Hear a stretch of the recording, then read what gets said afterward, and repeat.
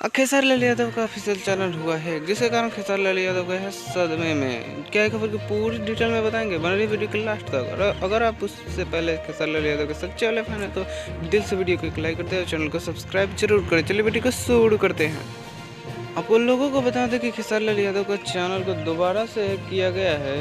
पहले भी एक बार हुआ था कि भगवान के और आप लोगों के दुआ से चैनल वापस आ गया था। आप लोगों को बता दें कि ये चैनल फिर से दोबारा हैक कर लिया गया है किसी तेलसा कंपनी के द्वारा।